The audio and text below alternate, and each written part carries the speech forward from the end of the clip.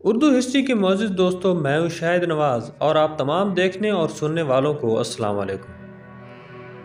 دوستو، آپ نے ٹارگٹ کلنگ اور خودکش حملوں کے بارے میں تو سنا ہوگا، لیکن کیا آپ ایسی کارروائیوں کے بانی کے بارے میں بھی جانتے ہیں؟ آپ نمرود کی بنائی گئی جنت کے بارے میں بھی جانتے ہوں گے، لیکن کیا آپ زمین پر بنائی گئی دوسری جنت اور اس کے بنانے والے کے بارے میں بھی جانتے ہیں؟ یہ شخص تھا حسن بن صبا، جس نے مشہور زمانہ تنظیم حشیشین کی بنیاد رکھی۔ حسن بن صبا کون تھا؟ کہاں کا رہنے والا تھا؟ اس کے فدائی کیوں اس کے ایک اشارے پر اپنی جان قربان کر دیتے تھے؟ اس نے کن مشہور شخصیات کو قتل کروایا؟ یہ کتنا طاقتور تھا اور اس کے مقاصد کیا تھے؟ یہ سب کچھ جانیں گے آج کی اس ویڈیو میں۔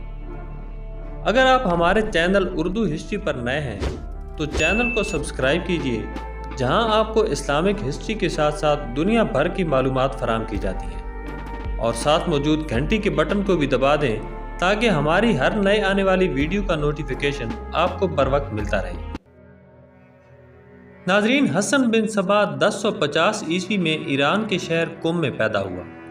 اس کے خاندان کا مذہب شیعہ شش امامی تھا۔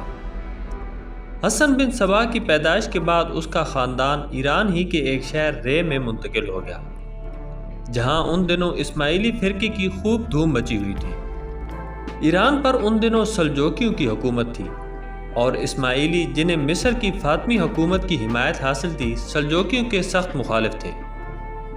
حسن بن صبا بچپن ہی سے حصول علم کا شوقین تھا۔ 17 سال کی عمر میں اس نے اسماعیلی فرقے کو اختیار کر لیا۔ وہ 2 اسماعیلی دائیوں ابو نجم سراج اور مومن سے باقاعدہ تعلیم بھی لیتا تھا۔ حسن بن صبا مختلف علوم، ریاضی، نجوم، لسانیات اور سحر کا ماہر تھا۔ اس کی ملاقاتیں اب مصر کے اسماعیلی دائیوں سے بھی ہونے لگیں۔ اس بات کی خبر جب ایران کے سلجوکیوں کے حکمران نظام الملک کو ہوئی تو اس نے حسن بن صبا کو ملک بدر کر دیا۔ حسن مختلف علاقوں سے ہوتا ہوا 1078 کو مصر پہنچا، جہاں فاطمیوں کی حکومت تھی، اور فاطمی دراصل اسماعیلیوں کا ہی ایک گروہ تھا۔ مصر میں پہنچ کر حسن اسماعیلیوں کا دائی بن گیا۔ دائی بننے کے بعد حسن نے قاہرہ میں اسماعیلیوں کے نئے امام کے انتخاب کے دوران امام المستنصر کے بڑے بیٹے نزار کی حمایت کی۔ اس بات پر فاطمیوں کو غصہ آیا اور انہوں نے حسن کو جیل بھجوا دیا۔ نزار کو بھی فاطمیوں کے وزیر بدر الجمالی سے اختلافات کی وجہ سے جیل میں ڈال دیا گیا، جہاں اسے مار دیا گیا یا وہ اپنی طبعی موت مرا، اس بارے میں تاریخ میں اختلافات پائے جاتے ہیں۔ یہیں سے اسماعیلیوں کے نئے گروہ نزار کا آغاز ہوا، جس کی قیادت حسن بن صبا کر رہا تھا۔ حسن خود کو امام تو نہیں کہلوا سکتا تھا، کیونکہ وہ نزار کی نسل سے نہیں تھا، اس لیے اس نے بطور دائی ہی نزاریوں کی قیادت سنبھال لی۔ حسن کسی نہ کسی طرح جیل سے فرار ہو کر 1090 میں ایران پہنچ گیا، جہاں نظام الملک کو خبر ملی تو اس نے اپنے فوجی حسن کے پیچھے لگا دیے۔ حسن بن صبا ان سے چھپتا چھپاتا پہاڑوں میں جا نکلا، جہاں اسے قلعہ نظر آیا۔ یہ قلعہ الموت تھا۔ ناظرین، موت مقامی زبان کا لفظ ہے جس کا مطلب ہے شاہینوں کا بسیرا۔ حسن بن صبا نے کسی طرح اس قلعے پر قبضہ کر لیا، اور پھر یہیں سے بیٹھ کر وہ اپنی شدت پسند تنظیم حشاشین کو کنٹرول کرتا تھا۔ یہ قلعہ ایک پہاڑی چوٹی پر بنایا گیا تھا۔ قلعے کو ایک ناقابل تسخیر قلعہ سمجھا جاتا تھا۔ کہا جاتا ہے کہ حسن بن صبا 35 سال تک اس قلعے سے باہر نہیں نکلا، اس لیے اسے عام طور پر شیخ الجبال بھی کہا جاتا ہے۔ حسن بن صبا کی منظم کردہ جماعت حشاشین، یا جسے باطنی جماعت بھی کہا جاتا ہے، اس کے ارکان کو فدائی کہا جاتا ہے۔ یہ فدائی اتنے سرفروش اور وفادار ہوتے تھے کہ حسن بن صبا کے ایک حکم پر بلا عذر کسی کو بھی قتل کر دیتے۔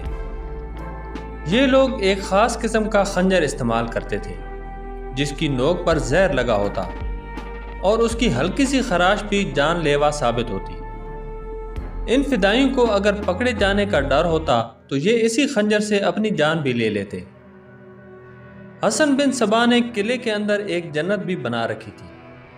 جس میں وہ خوبصورت نوجوان لڑکیوں کو بطور حوریں پیش کرتا تھا۔ وہ اپنے فدائیوں کو حشیش پلا کر وہاں لے جاتا اور ہوش میں آنے پر وہ اپنے آپ کو جنت میں محسوس کرتے۔ بعد میں یہ لڑکیاں انہیں جنت کے مشروب کے بہانے بھنگ پلا دیتی اور پھر انہیں اسی مدہوشی میں وہاں سے باہر نکال لیا جاتا۔ کہتے ہیں کہ عبدالعلیم شرر کا ناول فردوس بری اسی کے پس منظر میں لکھا گیا تھا۔ وہ آس پاس کے علاقوں میں اپنے نمائندے بھیج کر مختلف ہتھ کنڈوں کے ذریعے لوگوں کو اپنے فرقے میں شامل کرتا۔ اس نے آہستہ آہستہ آس پاس کے مختلف قلعوں پر بھی قبضہ کر لیا۔ ناظرین، اس گروہ کے تمام لوگ حشیشین یا انگریزی میں اسیسن کہلاتے تھے۔ اس نام کے بارے میں بھی دو روایات ملتی ہیں۔ ایک یہ کہ اسیسن آسیسیون کی بگڑی ہوئی شکل ہے جس کا مطلب ہے اپنے مقصد سے جڑے رہنے والے۔ دوسرا یہ کہ یہ لفظ حشیش سے نکلا ہے جس کا مطلب ہے حشیش استعمال کرنے والے۔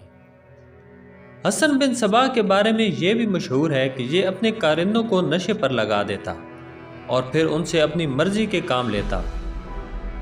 اس کے فدائین دن دہاڑے کھلے عام اپنی کاروائیاں کرتے، کبھی کبھار قتل کے بجائے ایک دھمکی آمیز خط چھوڑ دیتے اور جو کام کروانا مقصود ہوتا تھا وہ ہو جاتا۔ یہ زیادہ تر حکمرانوں کو نشانہ بناتے تھے، اس لیے آس پاس کے حکمران بھی ان سے کافی خوف زدہ تھے۔ حسین نے سب سے پہلا قتل 1092 میں سلجوق وزیر نظام الملک توسی کا کیا۔ اس کے بعد سلجوقی سلطان ملک شاہ، موصل اور حمص کے شہزادے اور پھر سلطان احمد سنجر کا وزیر اور اس کا دادا ان کے خنجر کا نشانہ بنے۔ اس کے علاوہ کئی امراء اور خلفاء ان کی کاروائیوں کی بھینٹ بھی چڑھے۔ حتیٰ کہ سلطان صلاح الدین ایوبی پر بھی انہوں نے کئی حملے کیے، لیکن وہ ہر بار بچ گئے اور پھر ان کے حملوں سے بچنے کے لیے حسن بن صبا سے صلح کر لی۔ مختلف کتب اور تاریخ کے مطابق حسن بن صبا، سلجوق وزیر نظام الملک اور مختلف علوم کے ماہر عمر خیام ہم عصر اور دوست تھے۔ کہا جاتا ہے کہ ان تینوں نے اکٹھے ہی تعلیم حاصل کی تھی اور یہ عہد بھی کیا تھا کہ ان تینوں میں سے جو سب سے پہلے کسی بڑے عہدے پر پہنچے گا اور خوب دولت اکٹھی کرے گا تو وہ دوسروں کی مدد کرے گا۔ روایات کے مطابق نظام الملک سب سے پہلے امیر ہوا اور اس نے عمر خیام کی مدد تو کی لیکن حسن کو نظر انداز کر دیا، اسی لیے نظام الملک فدائیوں کے سب سے پہلے شکار بنے۔ لیکن اس کہانی کو شکوک و شبہات کی نظر سے دیکھا جاتا ہے کیونکہ ان تینوں کی عمر میں کافی فرق تھا۔ 1124 میں حسن بن صبا بیمار ہوا اور چند ہی دنوں میں وفات پا گیا۔ حسن کی وفات کے بعد حشیشین کی قیادت رکن الدین اور پھر حسن ثانی نے سنبھالی۔ فدائیوں کی کاروائیاں اب بڑھ چکی تھیں، انہوں نے عیسائیوں پر بھی کئی حملے کروائے۔ 13ویں صدی میں منگول سلطنت کے قیام کے ساتھ ہی حشیشین کا برا وقت شروع ہو گیا۔ پہلے قطبوغا اور پھر ہلاکو خان نے ان پر حملہ کر کے قلعہ الموت کی اینٹ سے اینٹ بجا دی، لیکن کچھ ہی عرصہ بعد انہوں نے قلعہ واپس حاصل کر لیا۔ البتہ دوبارہ قبضہ بھی چند مہینے ہی رہا۔ نظاری منگولوں کا مقابلہ کرنے کے لیے مصر میں رکن الدین بیبرس سے مل گئے۔ بیبرس بھی جلد ہی ان کی حقیقت جان گیا اور اس نے شام میں فدائیوں کا کام تمام کر دیا۔ ناظرین، اس امید کے ساتھ اجازت چاہیں گے کہ آج کی ویڈیو آپ کو پسند آئی ہوگی۔ ملتے ہیں اگلی ویڈیو میں، تب تک کے لیے اللہ حافظ۔